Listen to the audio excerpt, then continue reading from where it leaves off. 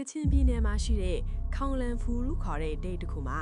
လူသူအယောက်အပေါက်နဲလာတဲ့ရွာငယ်လေးတစ်ရွာရှိတယ်။အဲ့ဒီရွာငယ်လေးမှာဦးမင်းဆိုတဲ့အသက်53နှစ်အရွယ်မုတ်ဆိုးတစ်ယောက်နေထိုင်ပါတယ်။သူ့ရဲ့မျက်နှာပေါ်ကအရေးအကြောင်းတွေဟာကြမ်းတမ်းတဲ့တောတောင်ဘဝကိုတက်တည်ထူနေတယ်လို့ပါပဲ။ဒီနေ့မှာတော့ဦးမင်းဟာထုံးစံအတိုင်းအမဲလိုက်ဖို့ပြင်ဆင်ပါတယ်။ကြောဖို့အိတ်ထဲမှာအိုးခွက်အနှဲငယ်နဲ့ခရီးဝေးသွားရဲ့စားဖို့အတွက်ကိုယ်တိုင်အချောက်လန်းထားတဲ့ဝက်သားချောက်တစ်ကိုထည့်ပြီးတောနက်ထဲကိုခြေဆန့်ခဲ့ပါတယ်။နေဝင်ရိုးကြီးအချိန်မှာတော့ဦးမင်းဟာပင်ပန်းလာတာကြောင့်တစ်ပင်ကြီးကပင်အောက်မှာစခန်းချဖို့ဆုံးဖြတ်လိုက်ပါတယ်။မောင်ရိပ်တန်းလာတာနဲ့အမျှတောကောင်ဟင်းတန်တွေကလည်းတီးထန်လာတယ်။သူဟာမီးဖိုကိုခတ်သွက်မွေအိုးထဲရေထည့်ပြီးပါလာတဲ့ဝက်သားချောက်တွေနဲ့စားကိုခတ်ပြီးဟင်းအိုးတီးလိုက်ပါတယ်။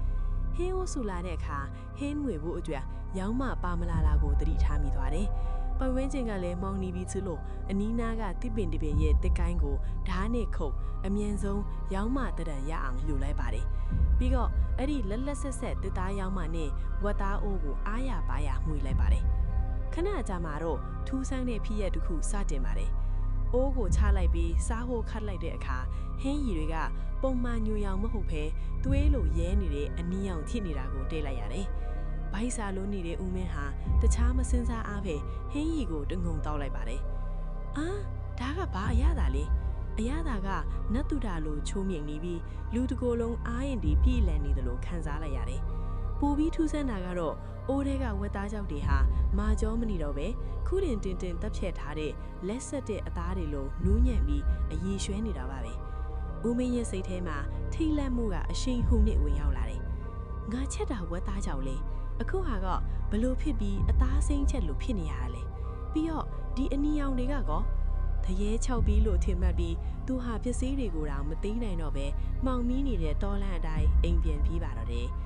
အဲ့ဒီညကစပြီးကြောက်စိတ်ကြောက်ဦးမင်းတပတ်ကြော်ကြော်တော်မထွက်ပဲအိမ်ထဲမှာပဲအောင်းနေခဲ့ပါတယ်နှစ်ပတ်ခန့်အကြာမှာကရွာသားတွေကသူ့ကိုတွေ့တိုင်းအံ့ဩတကြီးဝိုင်းပြောလာကြတယ်ဟေ့ဦးမင်းခမရဘာဆေးတွေစားနေတာလဲရုပ်ကအသက်50ကျော်နဲ့မတူတော့ဘူး30ဝန်းကျင်လူဖြူပေါက်အတိုင်းပဲ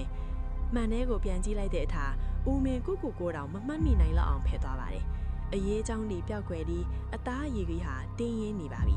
သူဟာတကယ်ပဲနုပြိုချင်းကိုပိုင်ဆိုင်သွားခဲ့ပါပြီသူပြန်စဉ်းစားမိတာကတော့အဲ့ဒီညကအနီရောင်ဟင်းရည်ပါပဲ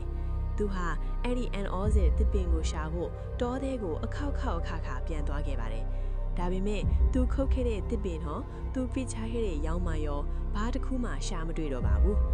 ဒါဟာကျမရဲ့အဖေကိုယ်တိုင်ကြုံတွေ့ခဲ့တဲ့ဖြစ်ရမှန်တစ်ခုကိုပြန်လည်မျှဝေထားတာဖြစ်ပါတယ်အဲ့ဒီဦးလေးကြီးဟာအခုချိန်မှာရှိနေသေးလားဘယ်ကိုရောက်နေမလဲဆိုတာကိုတော့ကျမတို့လည်းမသိရတော့ပါဘူး